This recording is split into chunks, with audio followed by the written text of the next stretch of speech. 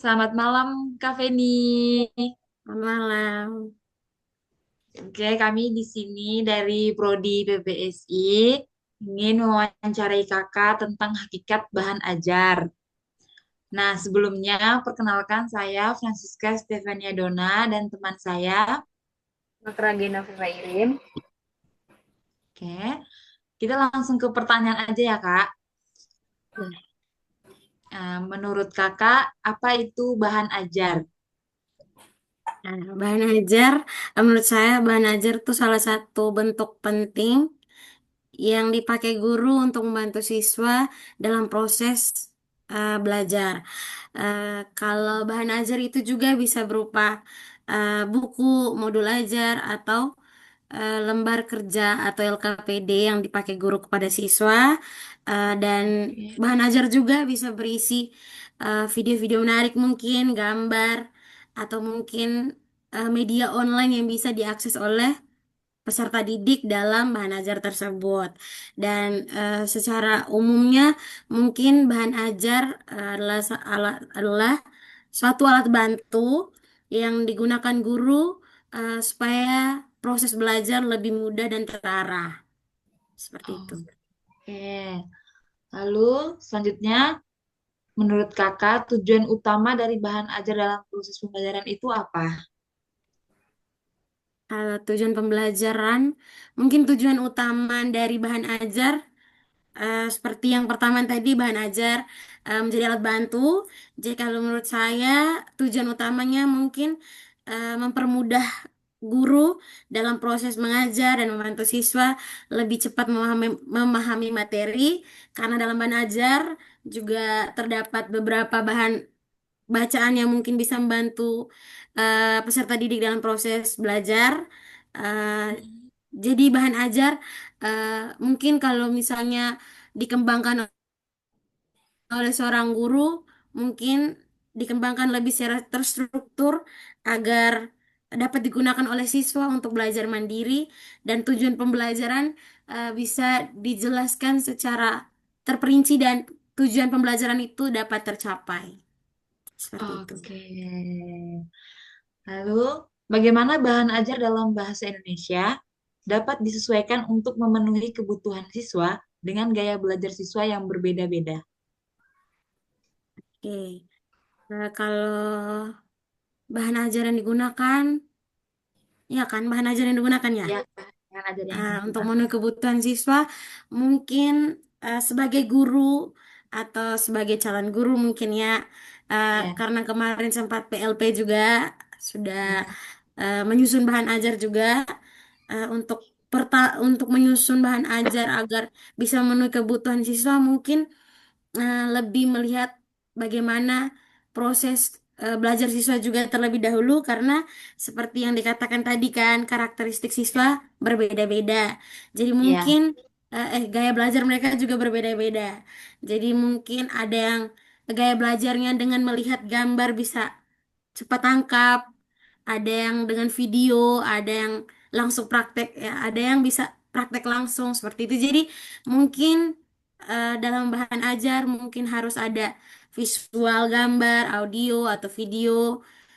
Jadi dalam bahan ajar mungkin harus ada itu karena gaya belajar siswa masing-masing. Jadi ketiga hal ya. keempat deng dari visual Keempat. gambar, audio, eh kinestetik mungkin kayak gitu jika harus disatukan dalam bahan ajar agar mungkin lebih menarik perhatian siswa dalam proses pembelajaran.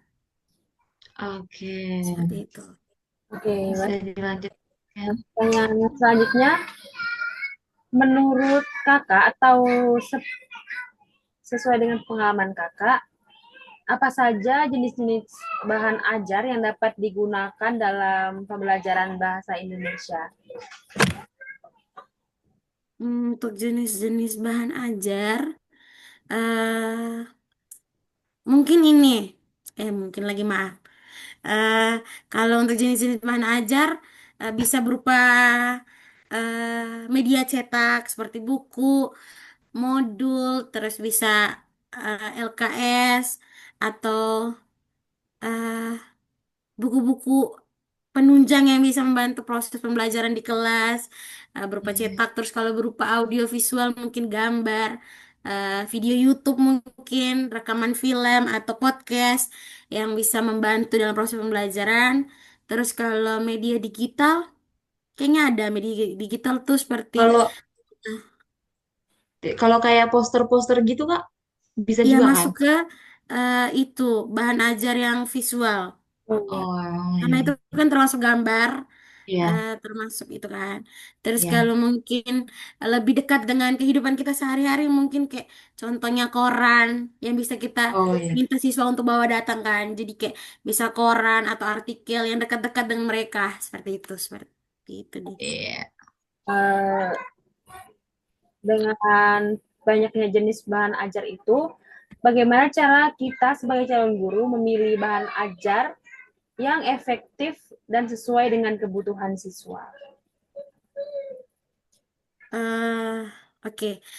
Untuk memilih bahan ajar yang lebih efektif, yang pertama-tama sudah pasti kita harus menentukan tujuan pembelajar sesuai dengan apa yang harus kita ajarkan di hari itu.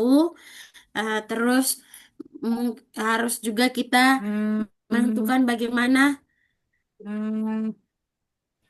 aduh, maaf, maaf, maaf, Ya, nggak Nggak apa-apa. apa izin Kak? ya. Iya, Ya, nggak apa Kak.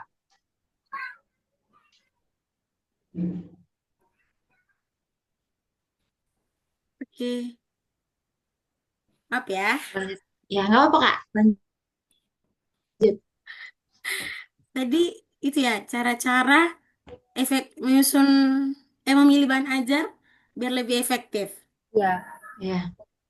Nah, mungkin mungkin lagi maaf, maaf. Jadi kayak kalau misalnya kita memilih bahan ajar, lebih baik kita harus menentukan tujuan pembelajaran yang terlebih dahulu. Kayak tujuan pembelajaran hari itu yang akan dicapai oleh peserta didik apa. Terus lihat juga terkait dengan kemampuan atau gaya belajar siswa seperti yang tadi, kayak apakah mereka lebih tertarik pada gambar, lebih pada suka mendengar, ataupun ingin langsung praktek. Terus eh mungkin lebih penting lagi tuh kita juga harus melihat bagaimana ketersediaan fasilitas di sekolah karena kemarin sesuai pengalaman saya waktu PLP, saya sudah menyusun PPT, kayak sudah lama mengemas semua itu dengan adanya video. Terus ada beberapa gambar yang akan ditampilkan di eh, PowerPoint kayak gitu, di apa sih, tampilan layar Proyek. depan. Kita Ya. menampilkan kayak gitu kepada siswa.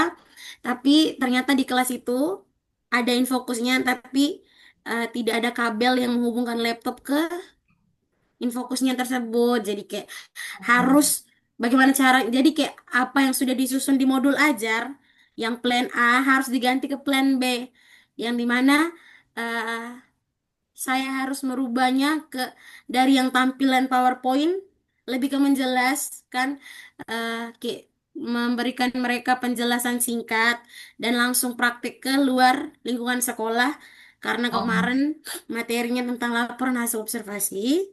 Jadi saya memilih untuk membawa mereka ke luar lingkungan sekolah untuk memberi mereka penugasan menulis hasil observasi mereka dengan melihat atau meneliti objek tertentu seperti itu. Jadi kayak mungkin kita juga melihat fasilitas, tingkat kemampuan siswa, menyusun tujuan pembelajaran dan gaya bahasa peserta didik. Seperti itu. Karena bahan ajar yang apalagi bahan ajar tuh harus disusun secara menarik dan variatif serta menggunakan bahasa yang sederhana agar bisa dimengerti oleh peserta didik dengan mudah kayak seperti itu. ya. Pertanyaan terakhir nih ya, Kak. Eh, Oke. apa indikator keberhasilan dari bahan ajar bahasa Indonesia dalam mencapai tujuan pembelajarannya? Indikator sendiri, setelah mengajar pasti kita juga harus bisa melihat apakah bahan ajar yang sudah kita susun bisa menarik perhatian siswa atau tidak. Dapat kita lihat dari bagaimana apakah siswa sudah mudah untuk memahami materi atau tidak. Terus apakah siswa aktif dan termotivasi saat belajar? Terus eh, indikator yang harus tercapai pasti tujuannya pembelajaran hari itu apakah tercapai sesuai dengan rencana atau tidak.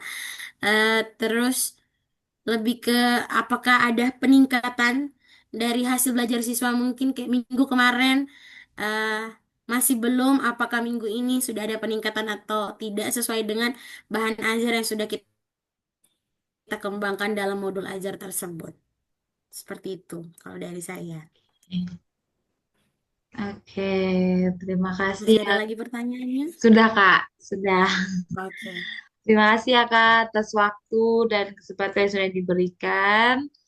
Hmm, Oke, sama-sama. Terima kasih juga. Setelah ini kita foto dulu.